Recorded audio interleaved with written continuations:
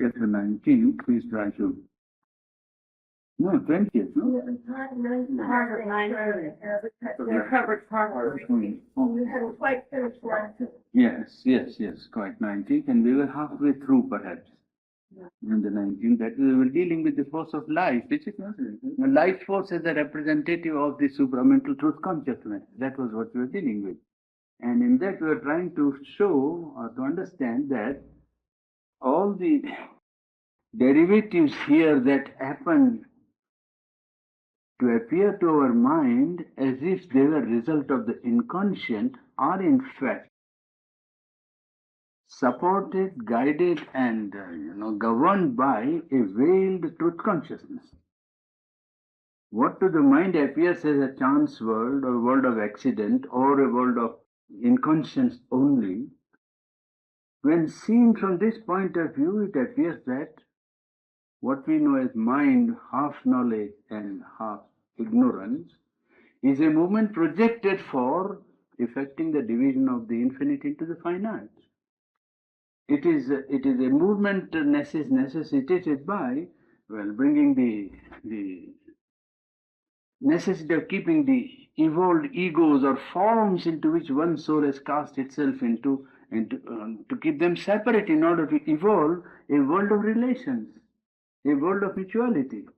Otherwise, if the unity alone acted without any necessity of an intervening principle of differentiation, variation, not division, that to the mind unconnected, the infinite appears as if separation and division. But the problem was to create first a conscious center in the inconscience, a center of consciousness which would cognize the world.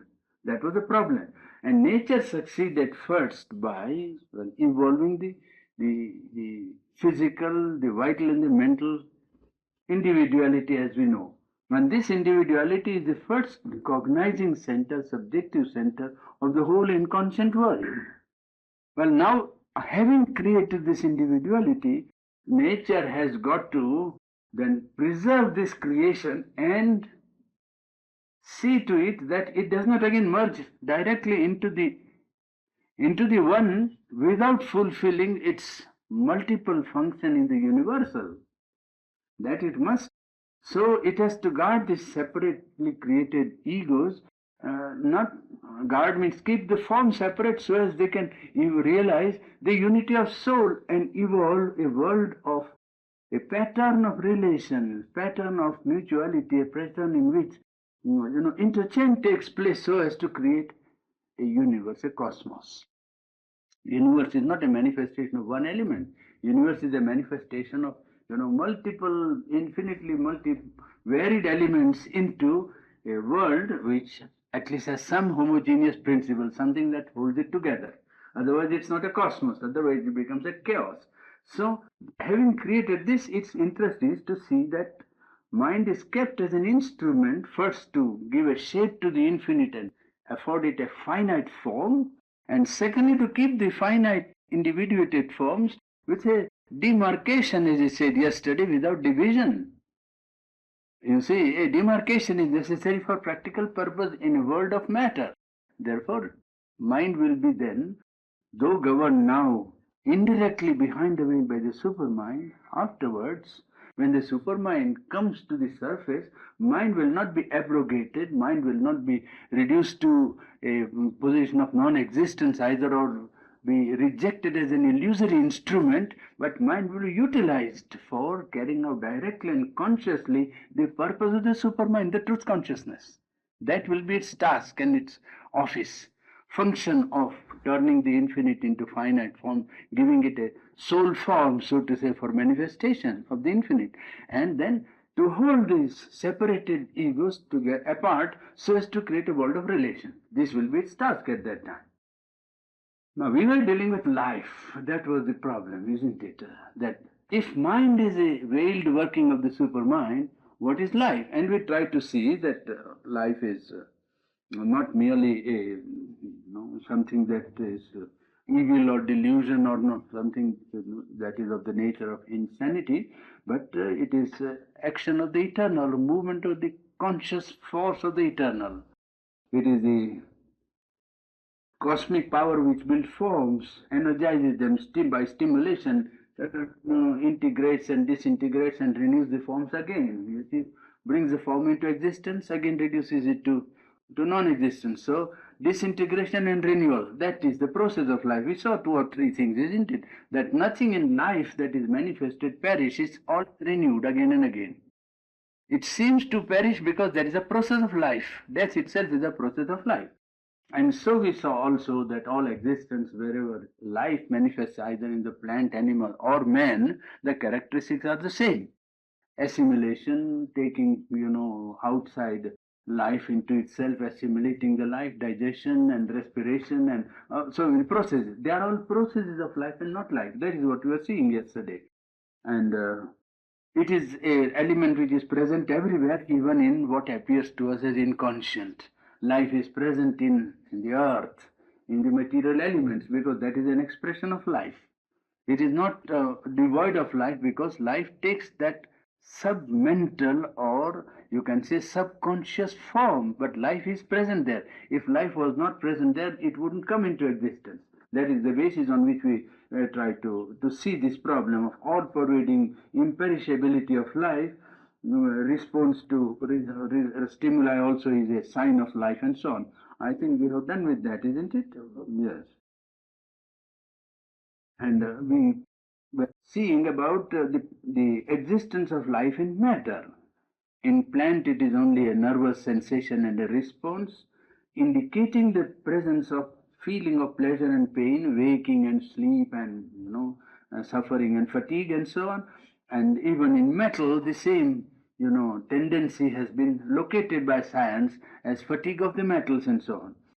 Well, it is a universal energy manifesting itself as life, that is to say, conscious being projecting itself or flowing itself out into life movement, in which the transition from the inconscient to the conscient is effected.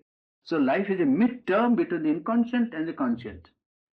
Life seems to begin with the inconscient matter and ends in mind, consciousness. So life is a transitional term connecting the two. Life is present in the matter as sub-mental life, not intellectual life or mental life. It is the form of, a sub-mental operation of an intelligence and will in material forms, in atoms, in molecules, in particles, in elements. And it leads from there to a gradual rise of consciousness. And it seems to our mind to act as a connecting link between inconscience of matter and the evolution of mind. Between the two, life seems to be holding, so to say, the two in its grasp. Life holds matter on one hand, mind on the other. It's an intermediary power, and latent or submerged in matter. It is latent in matter, submerged. If matter was not living, it wouldn't support life, you see.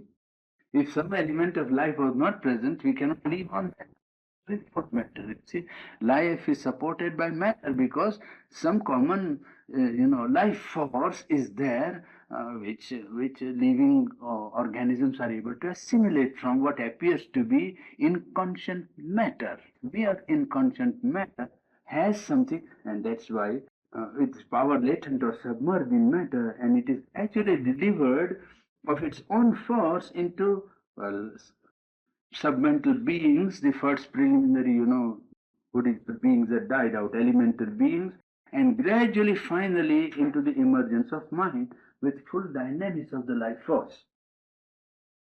Now, that much we had seen, and therefore we see that life in plant, animal, man, same thing. Birth, you see, growth, decay, taking place in all the rung of life. In plant also, you see childhood, growth, and then maturity and old age. This throughout the thread of life, you see infinite rung of the ladder of life. You find the common characteristic running. The plant has in itself the essence of force of life, and that's why plant is able to supply life to all organisms. You see, and The common characteristic, as we said, was birth, growth, and decay, etc. Propagation of the seed also, maintenance by nourishment from outside. That's commonly, the nourishment from outside, dependence on, on food from outside, then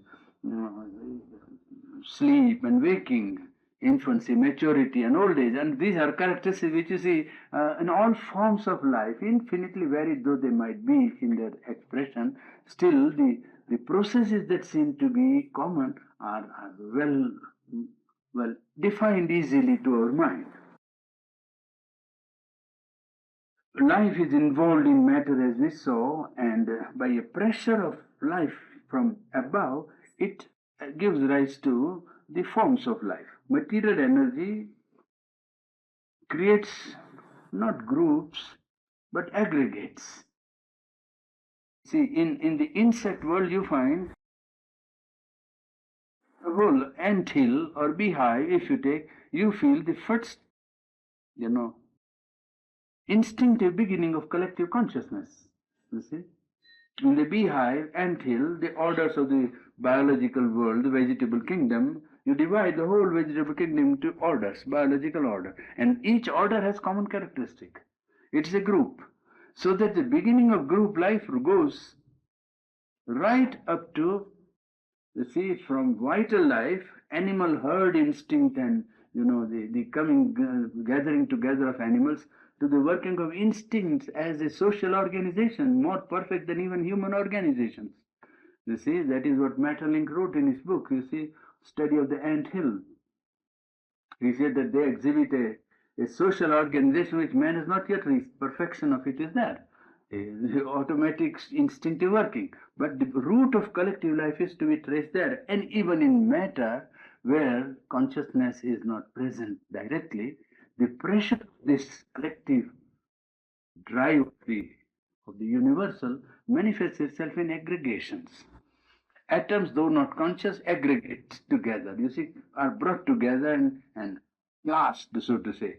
The same, and therefore we see that life force takes there another grade, but it is the same life force in the atom.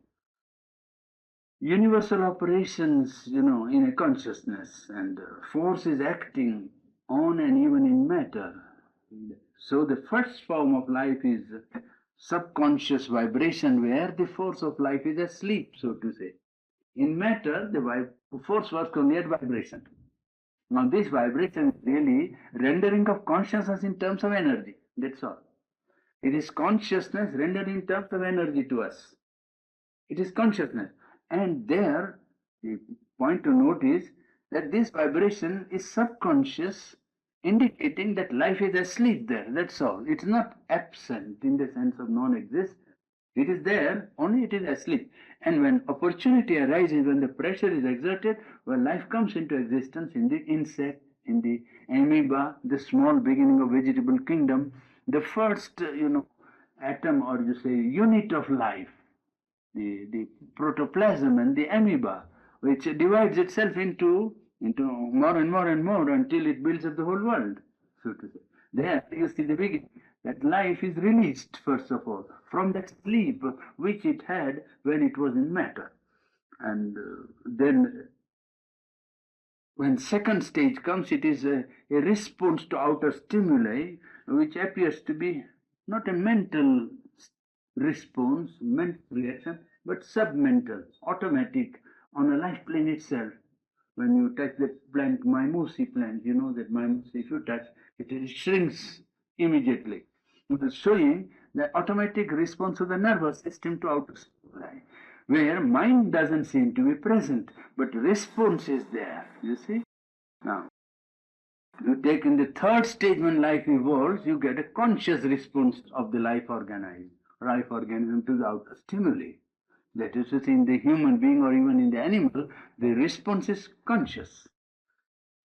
In man, it becomes mentally conscious. In the animal, it is vitally conscious, where the beginning of mind has already begun to take place. I mean, the mind has begun to come out into expression in the animal already. Only it is vital mind and not intellectual mind or reasoning mind as man has got. It can't put two and two together and come to a conclusion. It can only judge of what happens and what can happen, and act even what seems to be rational. The animal have got a vital rationality which is different from intellectual rationality. They have no questions, but they have perception, and perception gives them the connection between, well, the consequent and the precedent sort of conditions or cause and effect. You see what you call cause and effect. So if constantly a door is opened in a certain way, the animal at once knows that this action is preceded by this action, and therefore it will automatically do it, not by a process of reasoning that this is the way to open the door. No, there is no such idea present, but it knows that this action and that action are connected. So it comes and puts his horn there and opens the door and gets it. That's all they do. They get in. You see, all right. It's not by an intellectual understanding, but a vital perception where the mind has been subjected to vitality, not yet freed into intellectuality, where the first question is, what is this? Why is this? The logic of it, the therefore, because are not present in the animal, you see. But they have an instinctive understanding of processes at work. And that is the logic of vital life rather than of mentality. You see, not logic of intellect, but logic of life. And they know that logic of life they can perceive from the human by contact with the human being. They get many human, qualities developed in the animal life. Animal becomes very, very, very humanized when it comes in contact with, especially the tame elements or the tame animals or the animals that are domesticated. They get so much contact with the human consciousness and get humanized to a great extent. And some of their qualities, I think, they are far superior to man. The dog and his faithfulness, I think, is something unsurpassable easily, in human life. It's not that we don't meet some human being, but it's very rare. Whereas to find an exception in dog is difficult.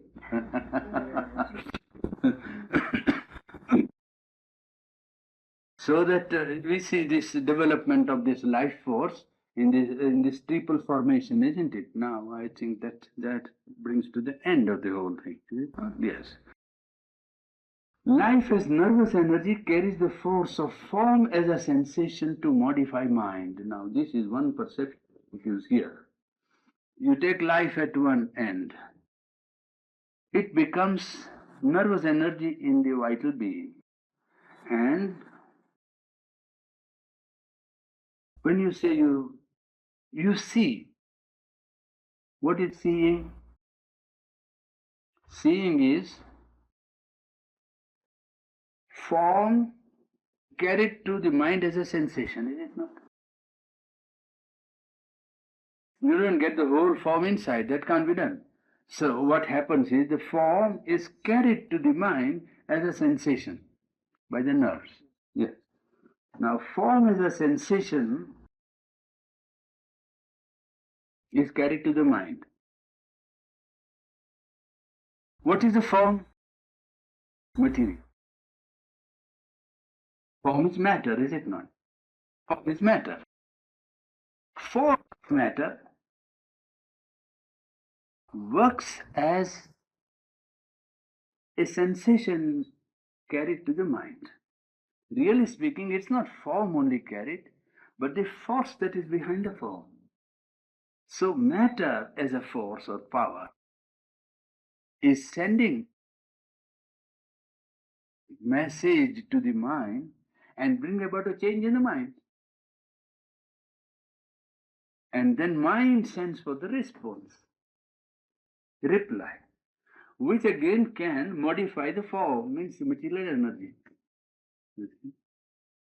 Life acting in this subconscious matter, in conscious vitality, in conscious mentality, connects this inconscient material force to the highest development of its own expression, mind. Do you understand? When you see, as I was trying to illustrate, when you see, it is the vibration of the form that is carried. Form is only nothing else but energy of matter. Material energy expressing itself in form. This is material energy expressed as a cup. Now this energy of matter is carried to my mind. Not as material energy, but as a sensation. That is the task done by the nervous system. Nervous system is the expression of vitality connecting in conscience and consciousness. Life is connecting the vibration of life here, or vibration of existence here, and the vibration of mind somewhere else. So, life dominantly acting as life and working in the nervous system connects the inconscient energy of form and the conscient energy of mind. First, mind is modified. If you see something which pleases you, well, mind gets into a pleasant state. Matter has come and influenced you, is it not? You stand before the hill and you say, it is mine. It is matter that is actually manipulating mind, it is influencing mind, to put it at least mildly. It is influencing the mind. It is matter that is putting your mind into a different state. And pure matter, remember. There is nobody there to say that you please have this impression. Isn't it? Yes. So matter modifies mind. In fact, that is what Kaiserling said, as I told you, when he saw the Himalayas. First time he saw, I could not have believed that matter, mere matter, is sublime. It is when he stood before the Himalayas he saw matter is something more than beautiful. It is something that strikes you dumb with awe. That, he said, I realized when I stood before the Himalayas that this is only matter. I mind, and yet I know what a sublimity, what an arrangement of form and arrangement, what a grandeur of proportion and the capacity to produce an impression on mind is tremendous. This is matter, modifying mind. Again, the result is that mind acts on matter as a response, because there's a conscious reception. Sensation in the mind is double way. One is the reception and the reply. Reception, that is double machinery there in man, science, is it not? The sensory and motor nerves. You see, sensory nerve carries and motor nerve replies. Well, that is the replies of the mind and not only of the sense. Reply is not only vibrations, reply is of a will that is independent of nervous system. The reaction that goes back saying this is good. Now that judgment is not in the sense. This is pleasant. You see, that is a mental act conveyed back again to the sensation. And with the result that the sensation can modify the mind, and mind can again react on and change the material condition of the form. Mind can send back its reaction to the sensation so as to change the condition of material energy. This interchange is established between mind and matter by life interface with an apparatus or a machinery or a technique of sensations which carries matter to mind and mind again to matter. That's some idea. To bring back the force of mind as will to modify matter. It brings back the force of mind. You say, there is a sensation of the river.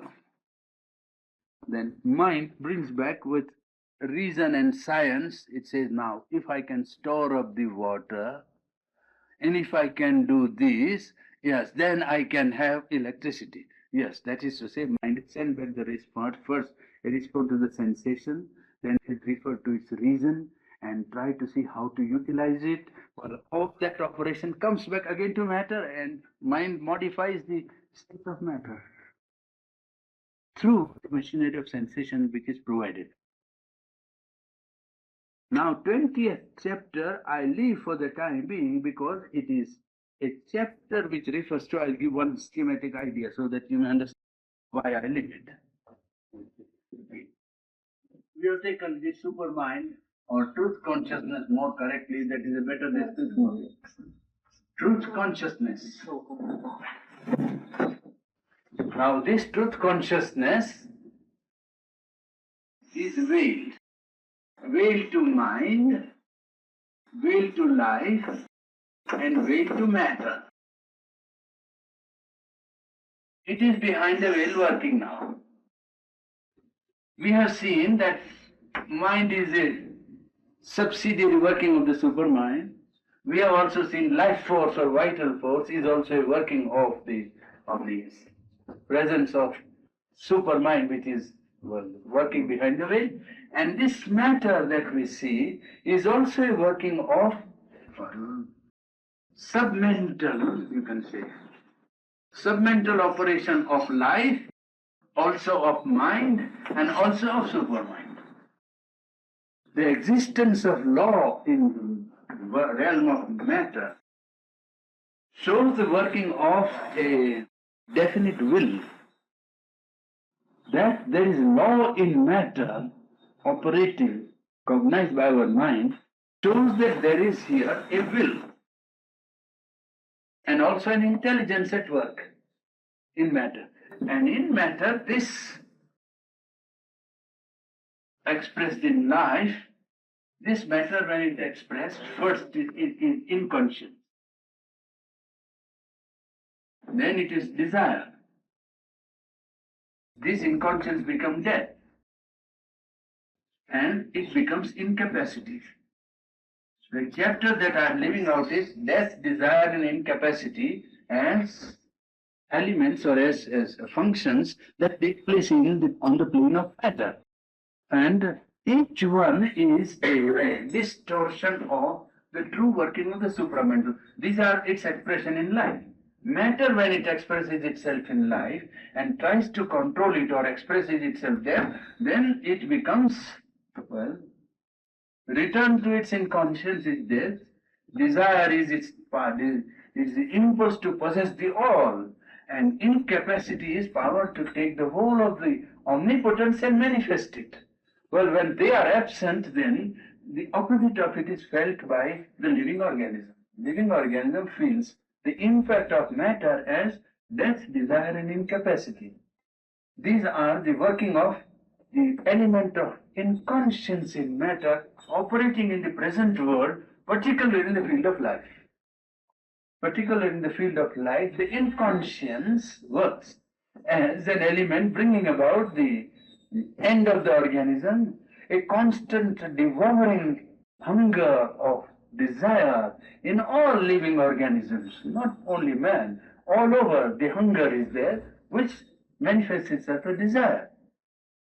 And incapacity to take the whole because the power which is given to this expression of life is inadequate to hold the infinite, and the hunger is for the infinite. Therefore, life when manifested here in terms of earth consciousness, here we are thinking of the earth consciousness, not life in its purity, but life manifested under the domain of earth consciousness. Well, it is subjected to the almost overwhelming power of matter, which manifests in life as the necessity of death, compulsion of desire, and experience of incapacity. Well, that becomes the working of.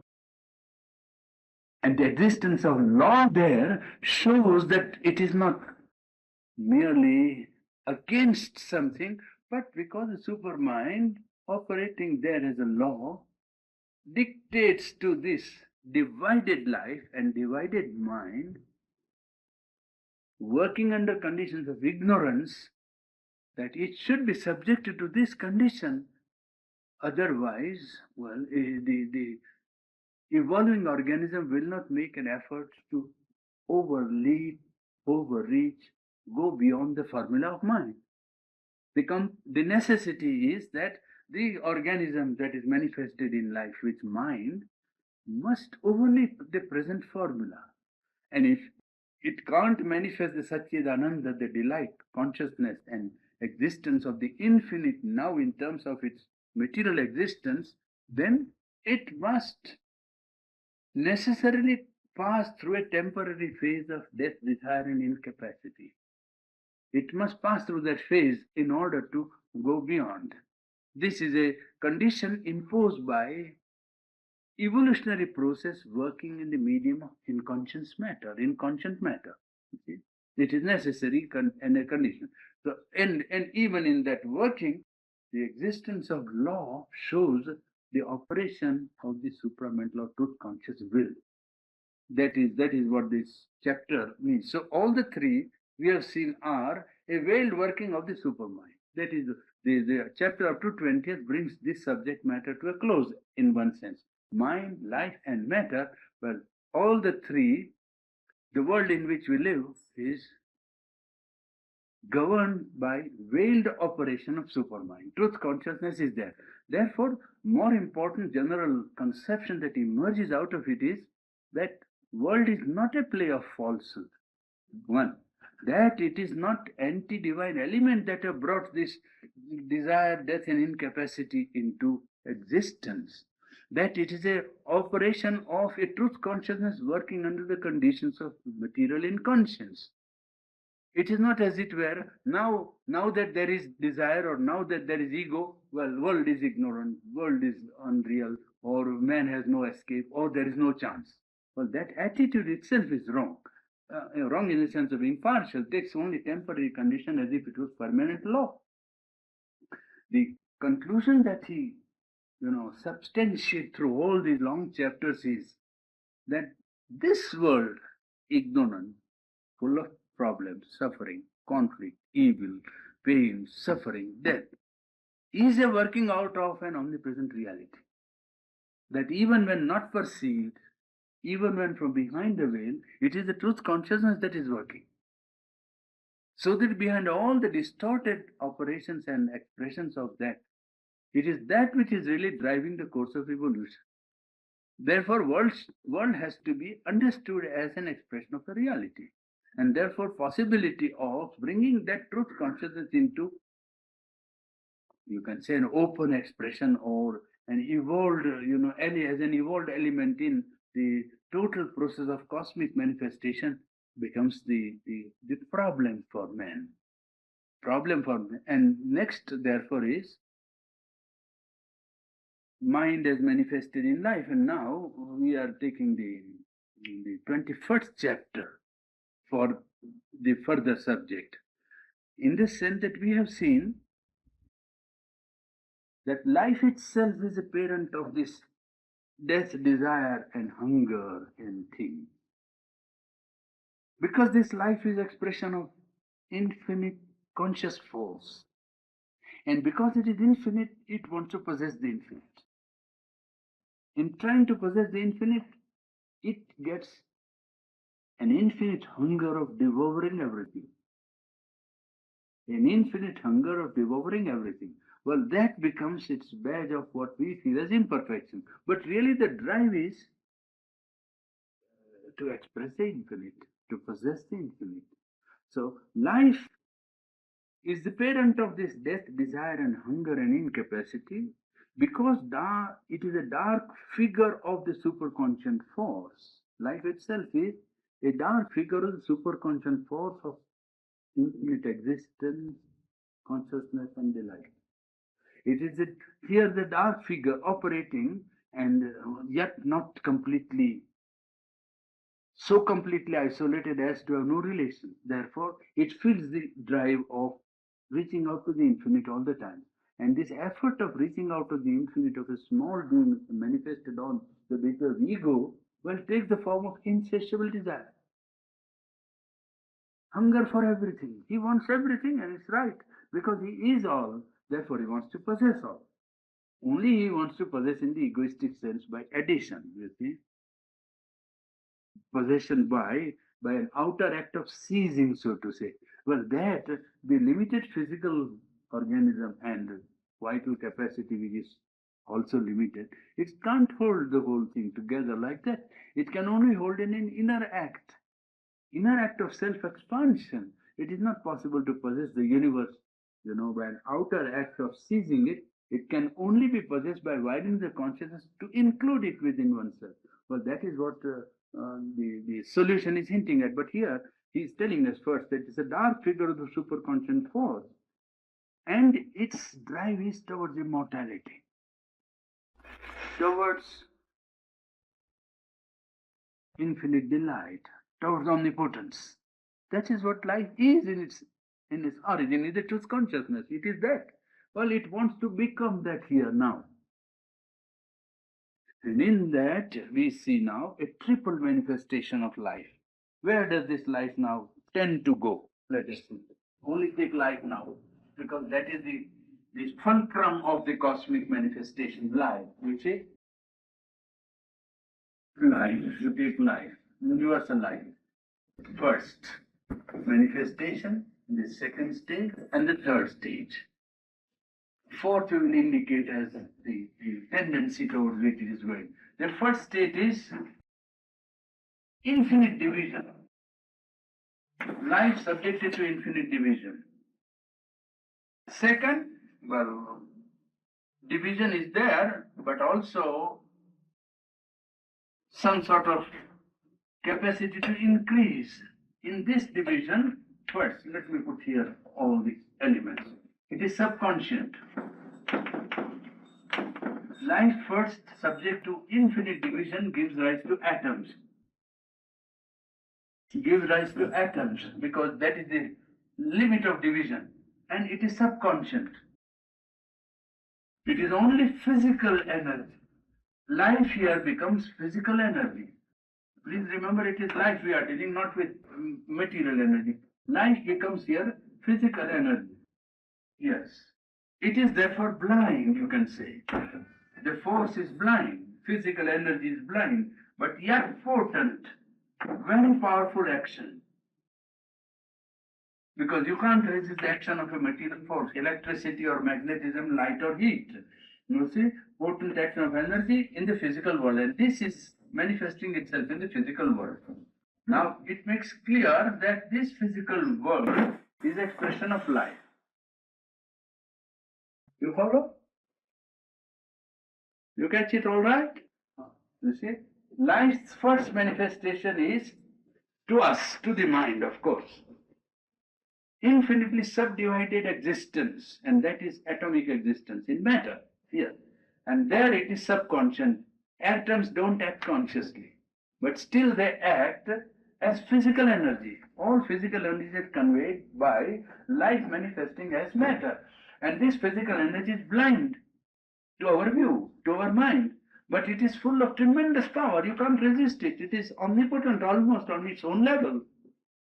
Electricity or magnetism or heat or light, you see, they act very potent power. And that makes the whole physical world first divided manifestation of life. Life infinitely divided into material particles, giving rise to material energy, the first expression of life. The second is that in which it moves towards conscious mind. So, true conscious mind. This is, subconscious mind, if you like to call it. Here, mind was subconscious in the atom. It is moving towards conscious mind, and in the third, well, it evolves, mind, conscious mind. It evolves conscious mind. Now, in this movement towards conscious mind, we find hunger, devouring. As its characteristic, hunger and therefore desire as the fulcrum, so to say, of the movement, impulse and desire, tendency to increase, expand, to seize and possess, you see, to possess. And therefore the nature of this life is struggle.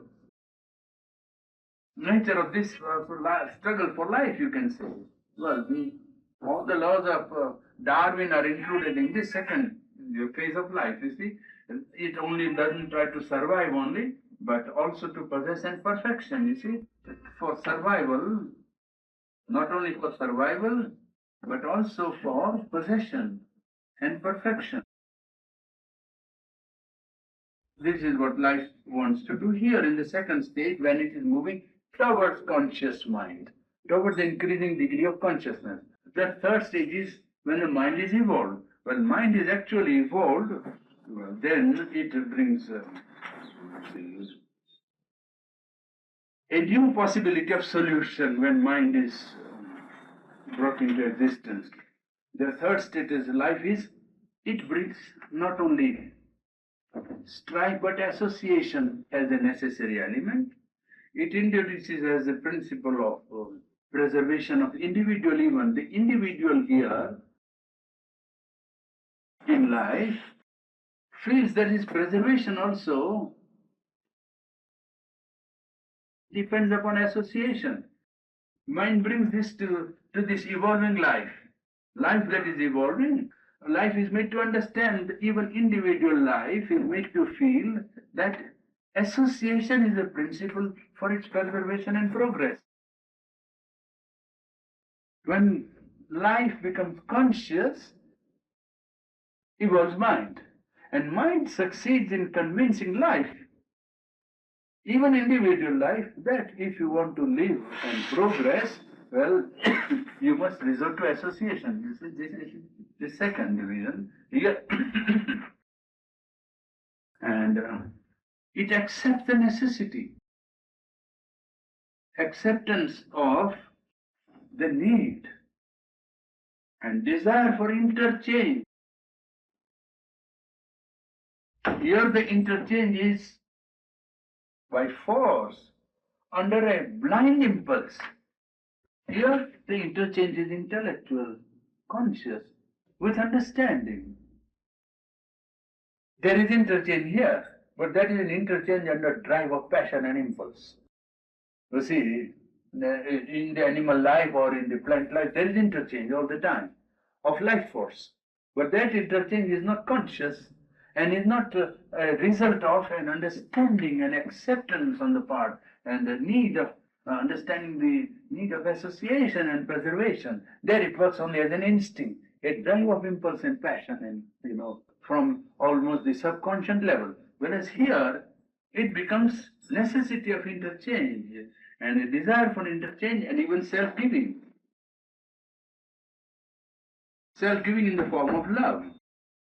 Now, in the third process of awakening of life, life moving from subconscious to material, physical world to create consciousness towards mind, or a more conscious mind, well, goes through an intermediate stage of hunger, desire, and desire to possess and enjoy, and therefore through struggle and survival and possession and effort and perfection, comes to mental consciousness, where mind realizes that even for individual life, association is necessary for preservation, and acceptance of interchange and necessity of self-giving, and even the experience of love becomes here a conscious operation of life. Remember, we are dealing with life.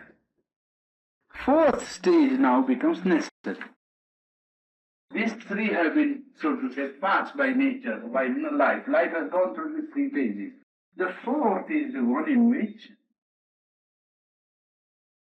the fourth stage will be the stage in which the coming down of the higher consciousness will be, truth consciousness will operate. Now, truth consciousness holding in itself the principle of, knowledge, or being means knowledge, conscious power, consciousness and power, you can say, or consciousness and energy, and delight. These will be the terms towards which life must now make a move.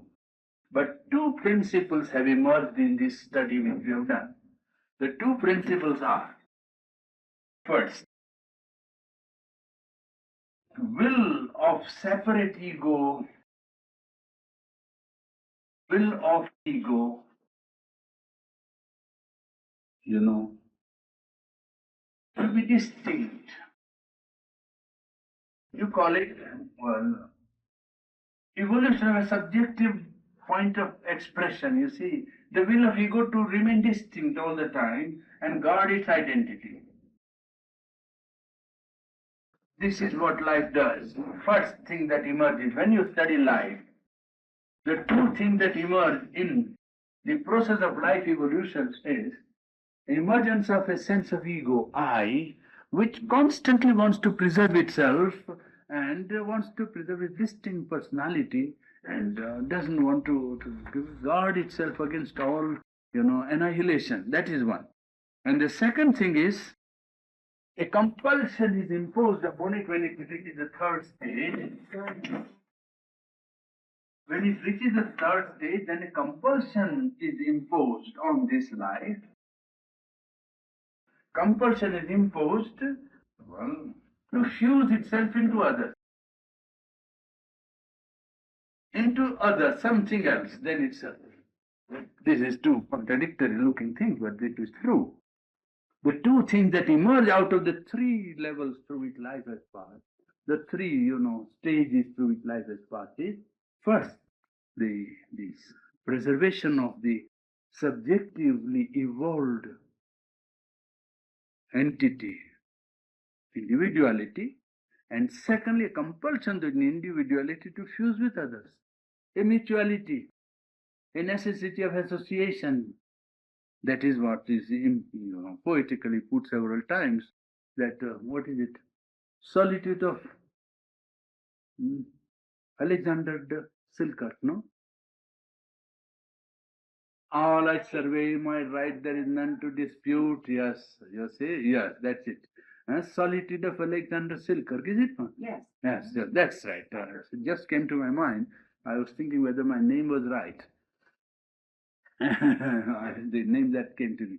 Well, there you see, what does he say? Yeah, yes. And then he says that, Oh,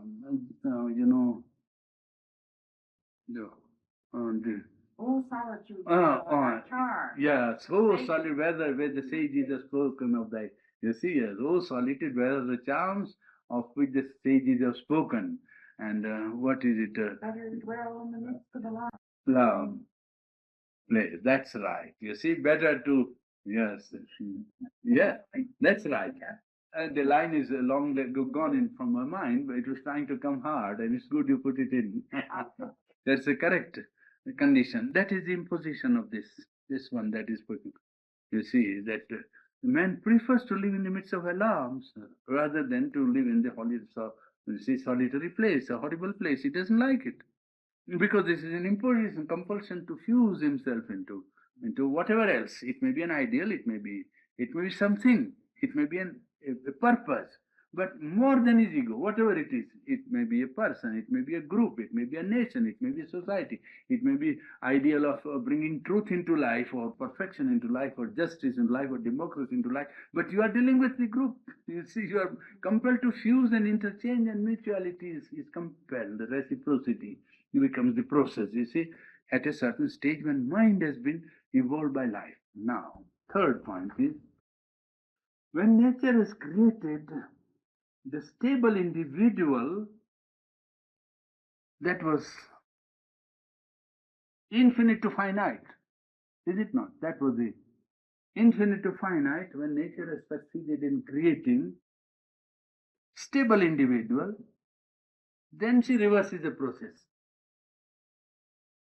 You see, then she wants from the finite, she wants to go back to the infinite. From the individual is forced by reversal of the process. The first process was, as it were, you see, then she wants from the finite, she wants to go back to the infinite. From the individual is forced by reversal of the process. The first process was, as it were, out of this vast infinite to evolve a point. And then, now, when it has created a mental being, you see, mental life, she wants to reverse the process. In reaching the infinite, it first puts its passing through the universal or the collective life, you see. Through that, it has to go to the truth consciousness, you see. She reverses the process when the ego is formed. From the infinite, the first labor was to create, all effort was to put all in this into operation, somehow or other to bring this into being. When this has brought into being, the process is reversed, and it is to pass to the cosmic or universal consciousness, to the truth consciousness of the infinite again. That is how this supramental operation is leading the whole belt of life towards the original truth from which the individual has been created. Now, and there, when she has reached this, the individual perishes and the aggregate remains. In the process of going back to that, you perceive the first truth of what they call communism, socialism, and all kinds of isms that are operating is there, that individual perishes in the process and the aggregate continues. In this process, aggregate profits by the perishing of the individual, by whatever contribution the individual gives, the aggregate, the group life, the collectivity gains. In the process of reversal, this is not the final stage. The mistake comes in when you raise the collectivity or the necessity of this universality to the highest truth. Socialism and communism go wrong philosophically and metaphysically when they posit the collective as a final, reality to be realized and final truth that is operating in cosmos. After all, this collectivity is not divine, first. Secondly, it is not conscious collectivity in the sense of having a separate organization of its own in the form of a mind or a body. It is superimposed on the individual ultimately, isn't it? An individual can refer to a conscience or mind to decide what he must do. A collectivity has no referable point of, consciousness to which it can say whether I am right or wrong.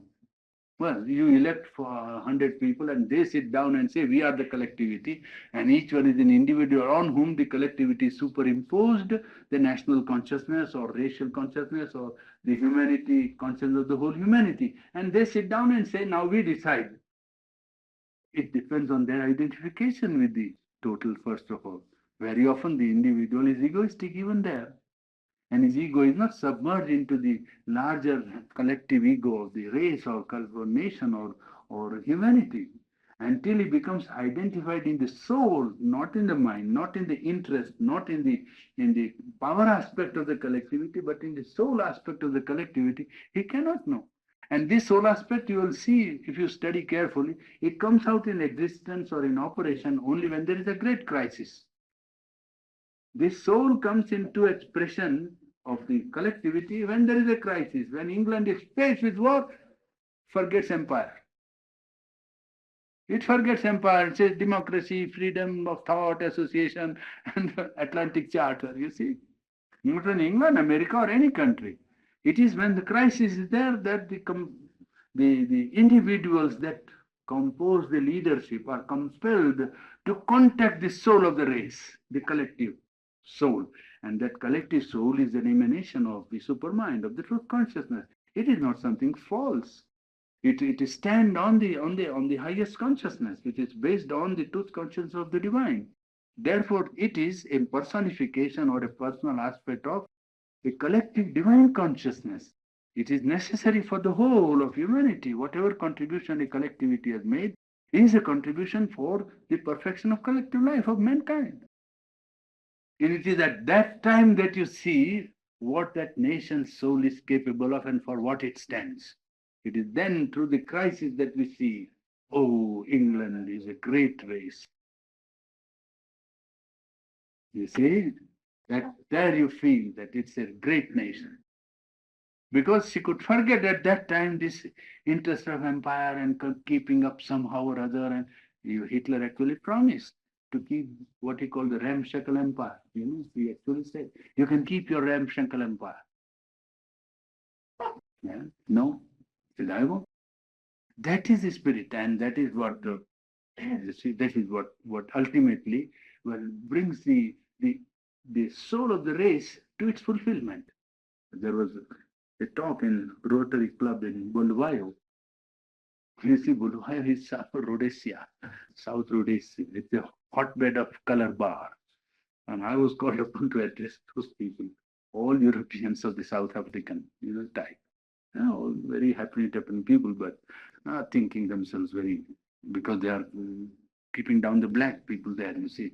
So they think they are doing some wonderful job there. So unfortunately, they called me and I had to tell them plain terms, very many home thrust. You see, I had to give that. And then one man had written some article on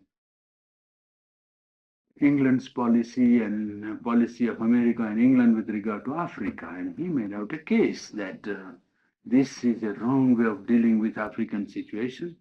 Africa will ultimately become a battleground between Asia and Europe. That was the reading he tried to give. And England has committed great mistake in giving freedom to these Egyptians, Indians, and all these other people, and so on, and that so on, so on, so on.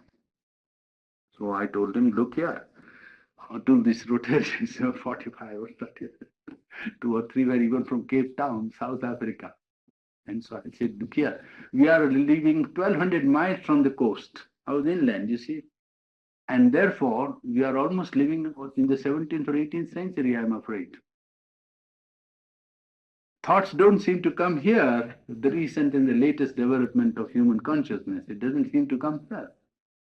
There are obscure corners of the globe where people hold to color bar and think that that is something wonderful. Like that I went.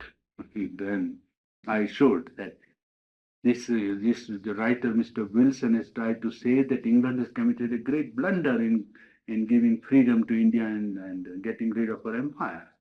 I think that history will give quite a different judgment, because this man seems to read history with the telescope turned upside down, so that he looks to the same events, but they look quite disproportionate. England, by its one act, has created history. An understanding to see what should be done as a collectivity. What must be done? It's not merely what is necessary interest in us all the time. No, what must be done? And in trying to come to correct conclusion, well, you prove that you are in contact with the racial genius, as you call it, or we say the spirit of India, the spirit of England. It is something for which it has stood, and it proved faithful to it in the Second World War. Well, therefore, though she has materially lost an empire, I am perfectly sure that she has gained in inner stature, which is more important. After all, man fulfills himself not by money and not by possessions, but by growth inside, is it not? And I am perfectly sure that England has gained a lot. Those shares might have calculated. It might be as America does, for instance, enlightened interest, you can say, that, oh, perhaps they are doing these good things out of enlightened interest. But even out of enlightened interest, the drive that is there is of universal, oneness of humanity. Even when America wants to give aid to other people because of interest, that if they improve and correct their standard of life, we will be able to supply them more, goods and more machinery. Not goods, even machinery. So it is enlightened interest to see that they also develop. But even that presupposes this sympathy with humanity, that you want to increase the standard of life of all people.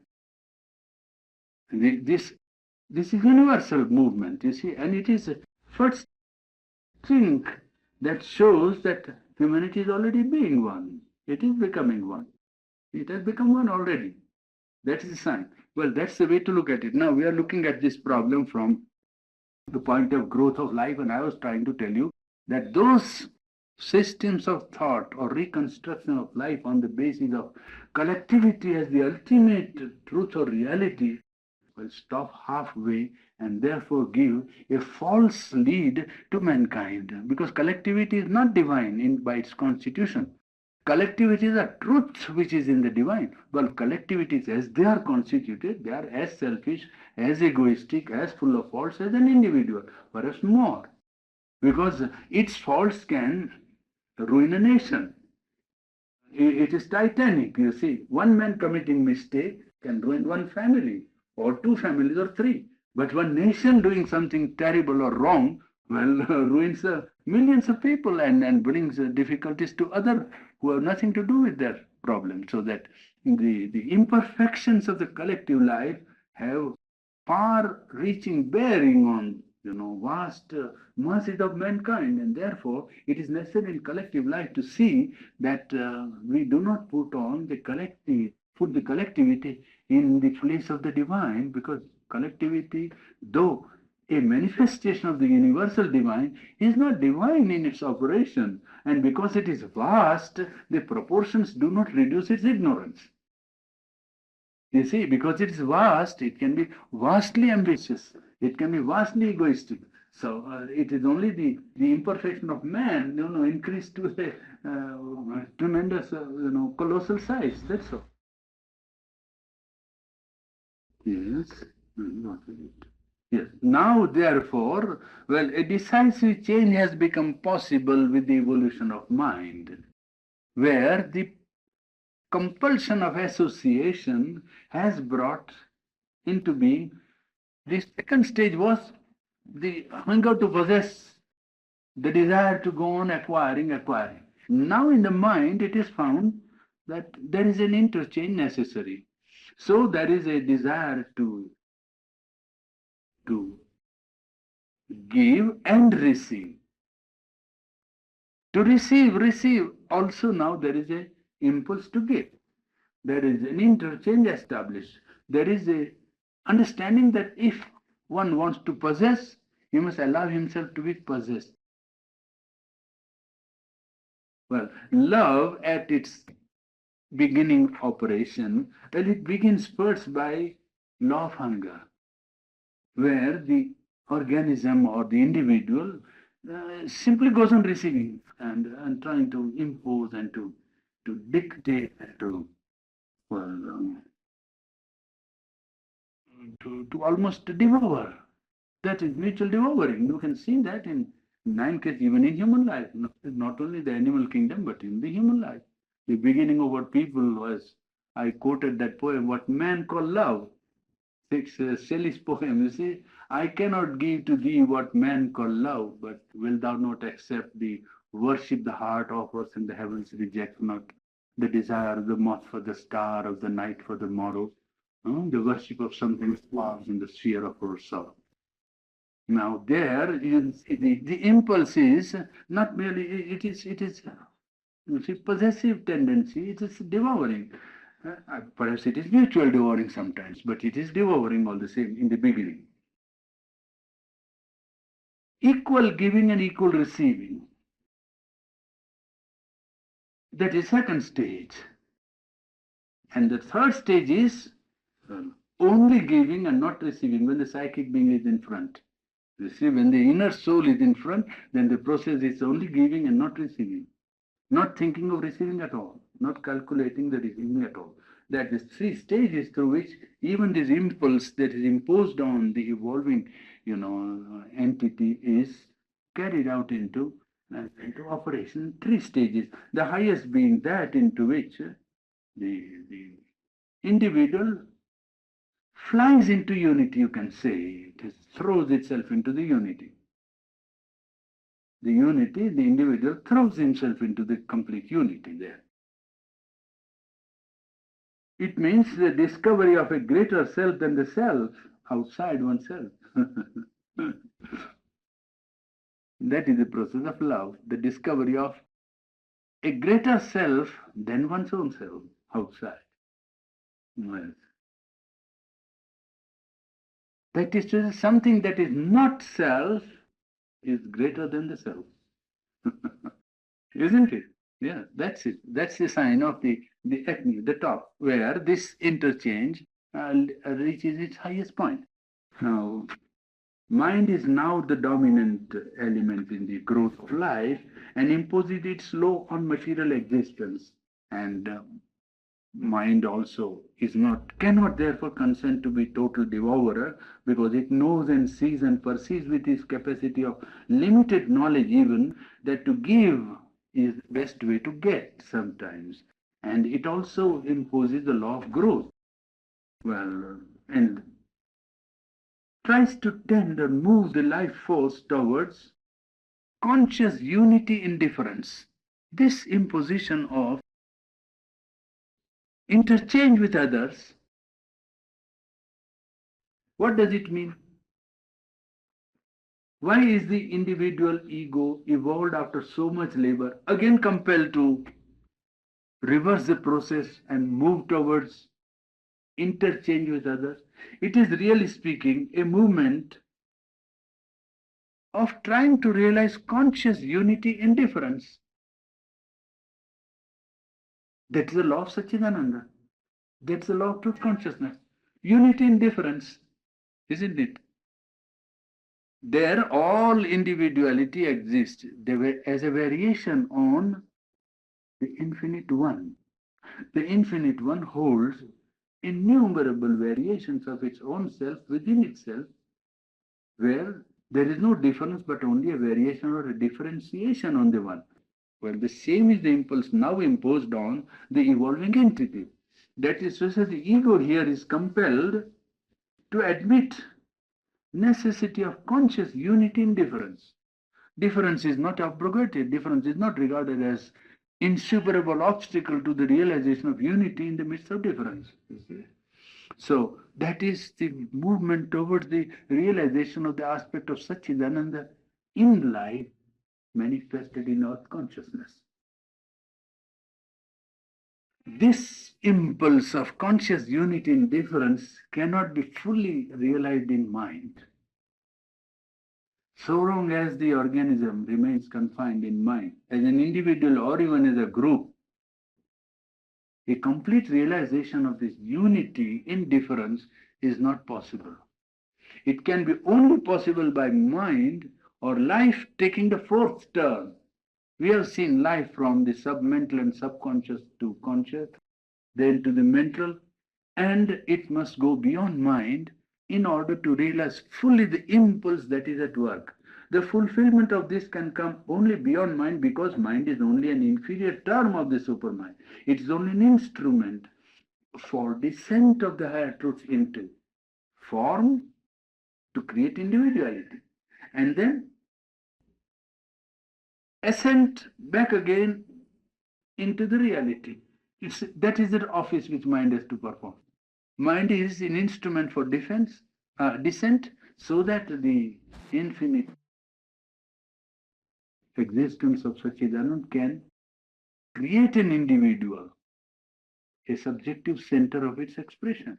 And when it goes back, when mind is then a step into the ascent into the reality, ascent towards the reality. For this truth consciousness is a step of descent. For the evolving mind, it's a step of ascent to the reality. And therefore, perfect solution of the problem is not merely by promoting the impulse of association, mere interchange, accommodation, or of ordinary idea of love. It must come by the fourth status to which the light must rise. The eternal unity of the many through the Spirit. Realization of one Spirit, eternal, present in all. Foundations of the human consciousness in the unity and freedom of the Spirit.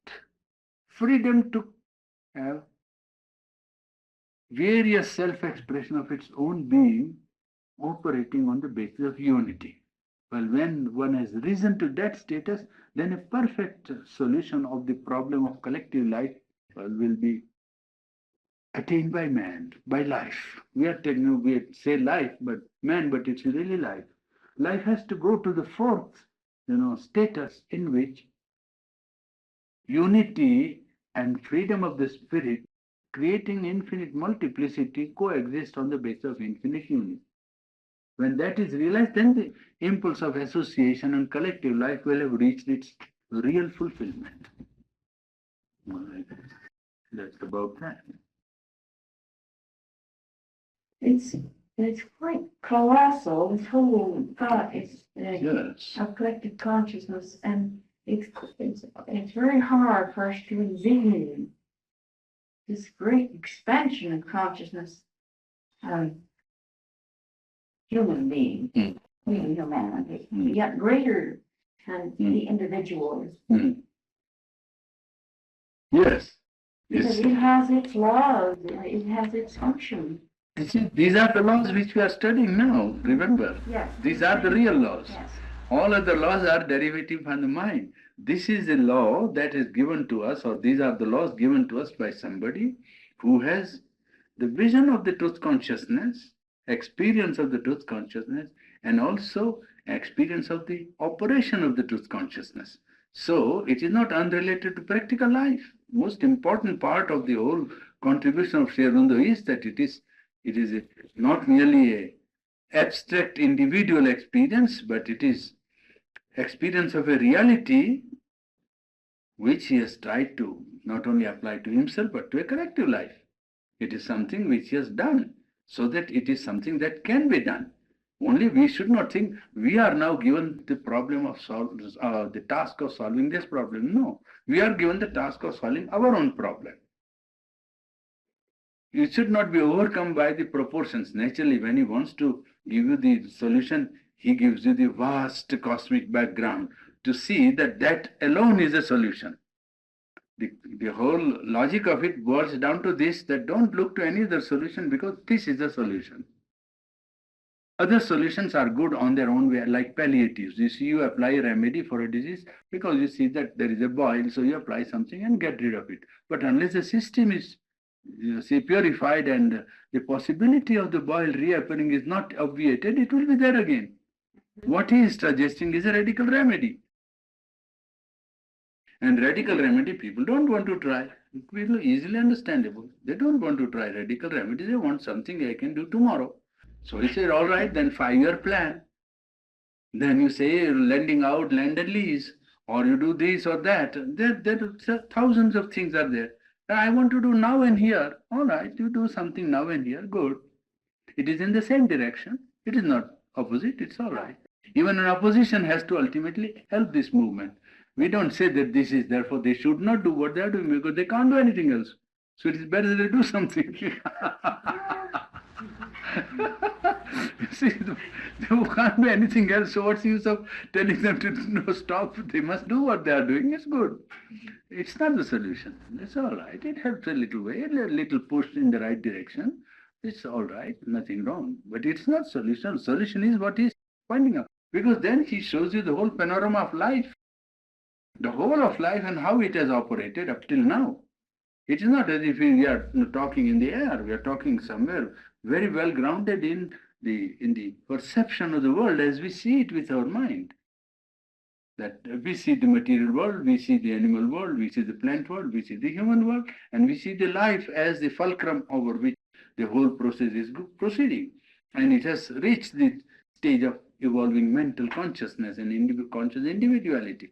Well, now the impulse to perfection and impulse to delight, which is the driving force of the whole cosmos or whole process of evolution, how is it going to be realized?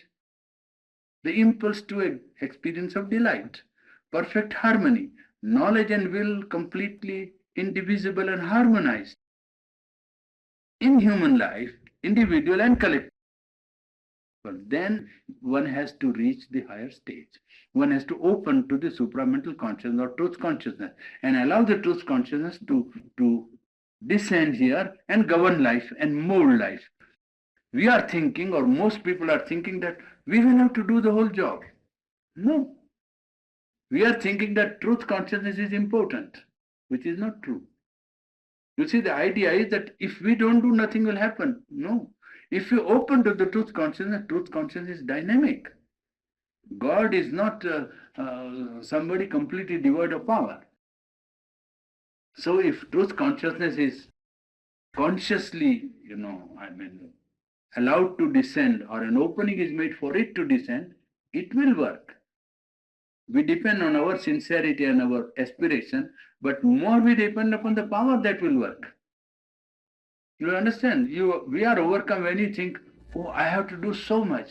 No, you have to do your bit. Yes, you have to do, and that bit, as I said yesterday, is quite enough. That bit is big enough. You see, that bit is quite big enough. That much bit, if you do, then the rest is done by the higher power, because that is an active power, a dynamic force. It is not as if it didn't know what to do or what world to create. It knows what world it is going to create. Man is to allow it. The difficulty is with the mind trying all the time to say that I know everything and I will do. Well, when that is removed, then the higher consciousness knows what is to be done. It will give the right guidance to this very mind, to this life, and to this physical being of man to create a mold for its own expression, for the expression of the truth consciousness, because it wants to manifest here. The purpose of the creation is the flow of the Satchidananda here, and it wants to manifest its highest perfection here. So it will be working. It will not be simply static and leaving man all the work that is to be done. Man's idea that he has to do the whole job is only partially true in the sense that he has to fulfill his part, which is quite enough. I mean, for him, it's quite enough. Didn't you give her a part over too? Yes, that itself is a work also again. She give it another way. There was one Girish Chandra Ghosh, a disciple of Ramakrishna Paramahamsa. You see, there is a story, and authentic because it happened only last generation. So he used to say he was a drunkard. He used to drink heavily. He was one of the best writers. He was a very great dramatist and a very good actor also. In the beginning, he used to be act also very, but he wrote very fine dramas of devotion, and a very fine dramatist. But he was addicted to drinking. So he used to come sometimes drunk to Ramakrishna. Ramakrishna didn't care. He used to come down and fall at his feet and sit down and so on and say he is hopeless and he's wrong and he's very bad and so on. Because yes, of course, you change if you want to change, you will change. Then he said, but you are there, why don't you help me? He said, yes, you allow me to help you, then I can help you. So he said, take up my burden. All right, if you give me your burden, I will take your burden. Then when Girish Chandra was on deathbed, he told his people that he told me to give my burden to him, but I could not give. I could not give. So you see, even giving burden is not easy. This is actual instance in Ramakrishna's life. Girish Ghosh, well known. Well, maybe you could teach her to giving.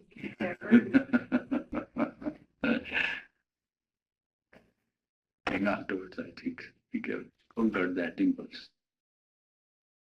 But one day a bottle was brought there, and somebody said, even in Ramakrishna's company, there is a bottle of wine. So somebody said, there is a bottle of wine. He said, no, Ramakrishna said, no, it may not be wine, who knows? When we brought out, it was syrup. So we were all staggered.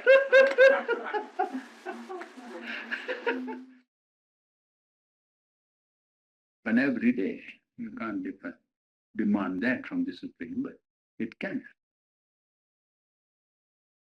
Instance in his life, he had some experience and he didn't know whether it was genuine or concrete and true and whether it was. So he said to himself that if that is true, tomorrow on this plant, this Java kusum is red always. The Java is a red flower like that open. Red flower, which is well known. It's also medicinal plant, but the flower is red, blood red color, flesh red, very fine. Crimson. So he said, on this plant, there will be a white flower tomorrow if my experience is right. Next day, there was a white flower. He wept. He wept.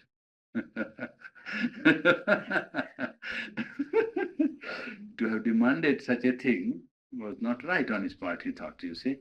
But then it was there, I mean. But that could happen once in a lifetime and once in a crucial moment. Can't demand miracle as a constant act of maintenance of faith or idea or some conviction. It can't be done. This slow evolution, this divergence through crises, through wars, through the impetus of great events that force us to have some unity in living. That will break down this dead mass weight of law that we face. Law is an essential instrument now, but we have so many laws that I think we're just buried under them. Yes, that is to say, there is a need for changing the values of collective life. You see, the collective life is being shaken.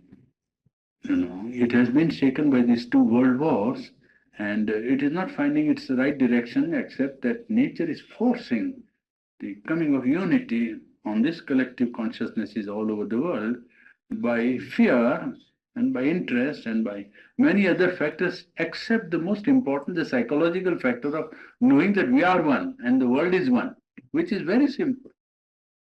It's evading. Man is evading it. It's ridiculous, but it is that. You see, the world is one and humanity is one. That's all. And as soon as the thinking proceeds on that line, you will see that problems will become, numerous problems will be there, but they will not have this aspect of conflict which it has now. The, acuteness of it and so on. It is because each one is still thinking in somewhere in terms of its interest and in terms of its own separate existence and so on. World is one. And humanity is one. It is already one, I tell you. It is already one. But the difficulty is how to convince these people that it is one. It is a man who won't see the thing before his very eyes. He won't see it. The very acts that he is doing showing that the world is one. But still they won't take it. In terms of all, for instance, it should not be, oh, there is unemployment in my nation, therefore what shall I do? No. We'll say, how will all men be employed usefully? That's all. Same thing. You think in terms that we have got problem of, yes, low wages. You say, what are the reasonable wages for all men in the world? Always think in terms of all. Then the problem will remain, but then the solution will not be a solution brought about by conflict, by, what you call, tug of war, all the time pulling in different directions. It will be then the will of humanity put to the solution of the task. The whole of humanity will combine in that case, and therefore it will be a cooperative effort. The solution will take time to come, but it will be as if you are cooperatively solving a solution on the base of harmony. There is no disharmony and conflict. And that is what the UNO can do. That is its real function. It will come to that ultimately, you will see. It will ultimately have to become the government of the world without a constitution. It will have to become a government of the world, a free association of nations, where the things are done for the interest of the whole humanity. And nobody is considered more important than others because his size is big or his power is great or his money is more. That is not the point. When these psychological factors operate, you will see the UNO itself will become a realization of the world unity on one plane at any rate, on international plane. It's already there. People don't see.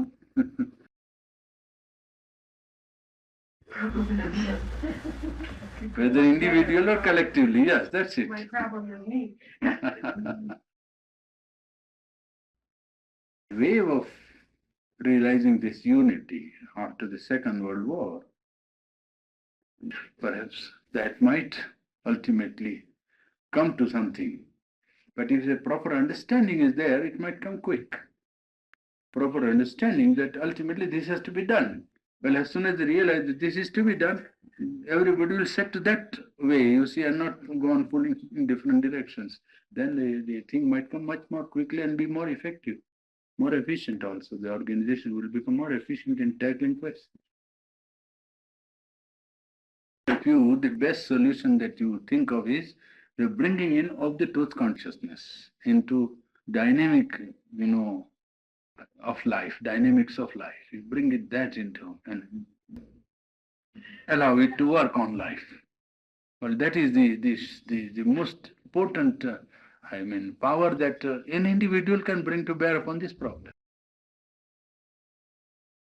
It's no use trying to, somebody wrote a book, I think an American wrote a book, The Ethics of American Foreign Policy. And somebody asked me to speak about international unity and gave me this book. So I took this book as a theme and spoke. There is an international fellowship in Madras. It's an association of international fellowship, and they wanted me to speak. So I spoke, and I said that it is no use trying to influence the policy of the government, because government policy is laid down, and it is not going to be changed by anybody trying to influence it. Government don't allow their policies to be influenced by anybody. They have their own policy. So what's use of this man trying to say that if you create American opinion, that will take how many years you don't know. The parties are already organized on their own, programs, and if that ethics does not find a place in their program, you can't influence ethics there afterwards. It can't. The parties have their own programs formulated, and they work on that basis. How are you going to end? Government will not bring about international unity, I said that also. It is a consciousness that will work. You see, inner factors have to be evoked into operation. Psychological powers will work, not political and economic. And psychological power become irresistible ultimately. It is that. A change of consciousness. When that is there, governments will have to bow to it. Not by voting. That is a process which will challenge them almost and say, no, we are not going to do what you say, just that. But if there is a change of consciousness, automatically the change will be felt there. So that it is a psychological change which is more important than either political action or social, movement or social programs. You see, the higher powers working is quite disproportionate to the point on which it works. You don't know, it seems to work only on here only. But its vibration and repercussions can be everywhere. You never know. You see, you are opening here now to your radio to New York, all right, or in London. Well, you think you are only receiving. Yes, but you see, it is all time in the air, and then anywhere it produces the effect. You see, higher power is much more, therefore, effective in its operation because it is under the veil. It's not known. It's not conscious, and yet not less effective because it's very, very, effective on another plane, and it's a power that is at work. It's not human power.